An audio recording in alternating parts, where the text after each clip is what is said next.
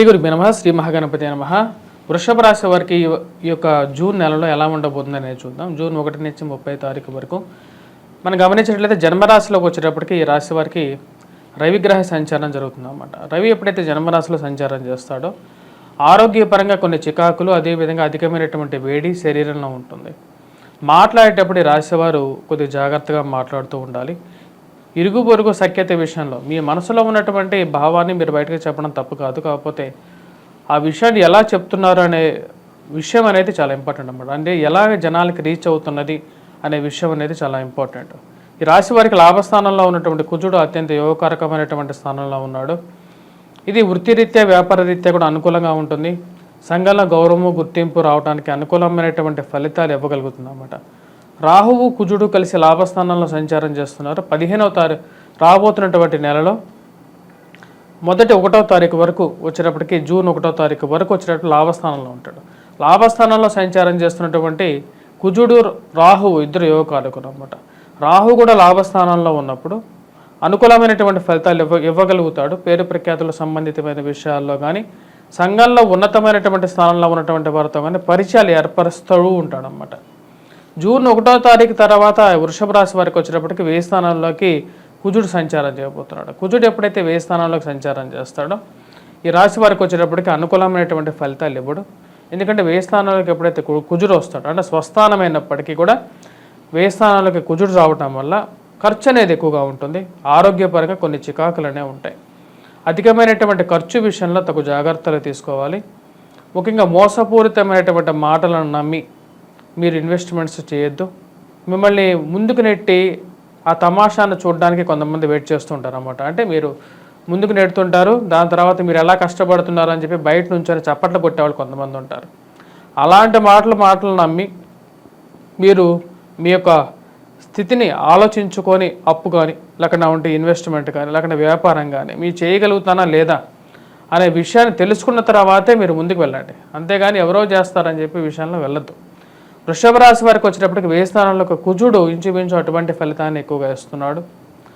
వైవాహిక జీవిత సంబంధితమైన విషయాల్లో కానీ జీవిత భాగస్వామి ఆరోగ్య సంబంధితమైన విషయాల్లో తగు జాగ్రత్తలు తీసుకోవాలి. జన్మరాశిలో ఉన్నటువంటి రవి మొదటి 15 రోజులు యోగ్యాన్ని ఇవ్వట్లేదు. గురువు కూడా జన్మరాశిలో ఉన్నాడు. వివాహ ప్రయత్న సంబంధితమైన విషయాలు సానుకూలపడడానికి అవకాశం అనేది గోచరిస్తూ ఉన్నది. మరియు అదేవిధంగా జన్మరాశిలో ఉన్నటువంటి రవి 15వ తారీఖున ధనస్థానంలోకి జరగబోతున్నాడు అన్నమాట. అంటే మార్పు జరుగుతున్నది. గోచార రీత్యా యొక్క మార్పు వచ్చేటప్పటికి ధనస్థానంలోకి రవి బుధుడు శుక్రుడు కలిసి కాంబినేషన్ త్రిగ్రహ యోగం జరుగుతున్నది అన్నమాట. తద్వారా వచ్చేటప్పటికి ఎటువంటి ఫలితాన్ని ఇస్తుందని చూద్దాం. వృషభ రాశి వారికి ఎప్పుడైతే ధనస్థానంలోకి యొక్క మార్పు జరుగుతుందో ఇది రవి ఎప్పుడైతే ధనస్థానంలోకి మారుతాడో కొద్దిగా అధికమైనటువంటి ఖర్చును సూచిస్తుంది అన్నమాట. ఖర్చు అదేవిధంగా ఫ్రెండ్స్ అండ్ రిలేటివ్స్తో చిన్న మాటల విషయంలో జాగ్రత్తగా ఉండండి. ఖర్చు పెట్టేటప్పుడు ప్రతి రూపాయి ఎలా ఖర్చు పెడుతున్నారు అనేది విషయాన్ని ఆలోచించండి.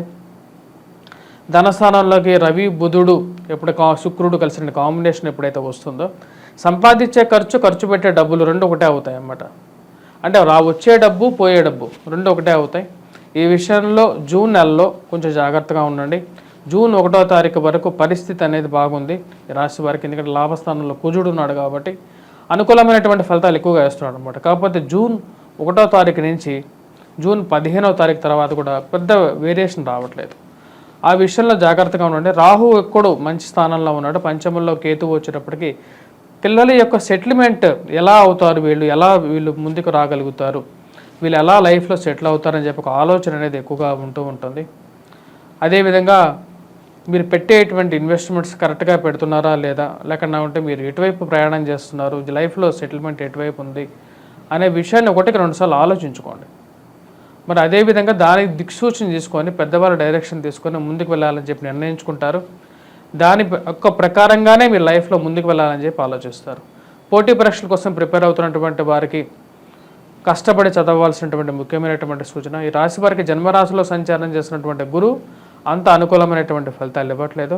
వివాహ ప్రయత్న సంబంధితమైన విషయాల్లో సానుకూలమైనటువంటి ఫలితాలైనా వస్తాయి. 15వ తారీఖు తర్వాత ఆరోగ్య సంబంధితమైన విషయాల్లో కూడా కొంచెం అనుకూలత అనేది ఎక్కువగా ఉంటుంది.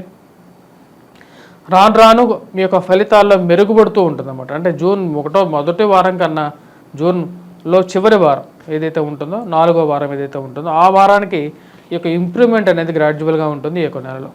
మొదటి వారంలో అంత అనుకూలమైనటువంటి ఫలితాలు అనేవి లేవు.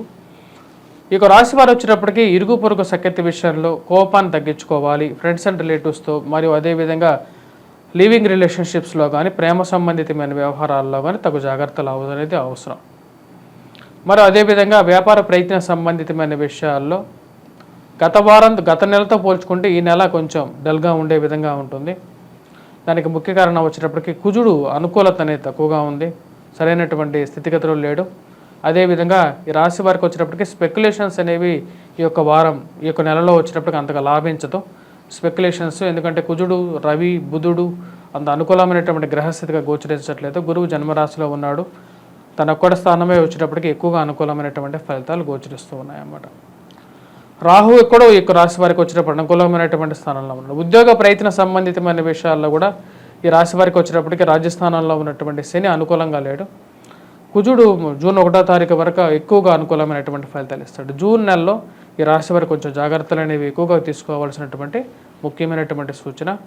అది సంసార సంబంధితమైన విషయాల్లోనూ, ప్రేమ సంబంధితమైన విషయాల్లోనూ, రాజకీయ పరంగా కూడా కొంచెం మిశ్రమమైనటువంటి ఫలితాలు గోచరిస్తుంది. మీరెంతో నమ్మకంగా మీరు నమ్మినటువంటి వారు, అంటే ఎవరైతే గెలుస్తారని చెప్పి మీరు నమ్ముతున్నారో, లేకపోతే ఎవరికైతే మీరు సపోర్ట్ ఇచ్చారో వారికి అంత ఆశాజనకంగా రిజల్ట్స్ రాకపోవటం అనేది ఒక మానసికమైనటువంటి బాధను కలిగించేటువంటి విషయంగా గోచరిస్తున్నది. మరియు ప్రేమ సంబంధితమైన వ్యవహారాల్లో చేసుకోవాలని చెప్పి నిర్ణయం తీసుకోవాలనుకుంటారు, కానీ అది ఇంటా బయట కొంచెం ప్రాబ్లమాటిక్ సిచ్యువేషన్ క్రియేట్ చేసే విధంగా ఉంటుందన్నమాట. అంటే మీరు తీసుకున్నటువంటి నిర్ణయాన్ని ఇంట్లో చెప్పి ఒప్పించాలి అని చెప్పి మీరు తీసుకుంటారు, కానీ ఆ విషయం ఇంట్లో చెప్తే వాళ్ళు ఎలా రియాక్ట్ అవుతారని చెప్పి మీరు చెప్తారు. కానీ చెప్పిన తర్వాత వచ్చేటువంటి రిజల్ట్స్ని మీరు సరైనటువంటి రిజల్ట్స్ రాక కొంచెం ఎక్కువగా మానసికమైనటువంటి బాధను కలిగించే విధంగా ఉంటుంది. కాబట్టి తగు జాగ్రత్తలు తీసుకోండి. ఈ రాశి వారికి ముఖ్యంగా వచ్చేటప్పటికి సెల్ఫ్ డ్రైవింగ్ విషయంలో కొన్ని జాగ్రత్తలు అనేది అవసరం. ఈ రాశి వారికి ఈ యొక్క తీసుకోవాల్సినటువంటి జాగ్రత్తల్లో జూన్ 1వ తారీఖు నుంచి కుజుడు ఎప్పుడైతే ఈ యొక్క రాశి వారికి వ్యయ స్థానంలోకి సంచారం చేస్తున్నాడు, ఈ రాశి వారు చేసుకోవాల్సినటువంటి పరిహారాల్లో ముఖ్యమైనది కుజాష్టకాన్ని పఠించడం, కుజగ్రహ కవచాన్ని పఠించడం.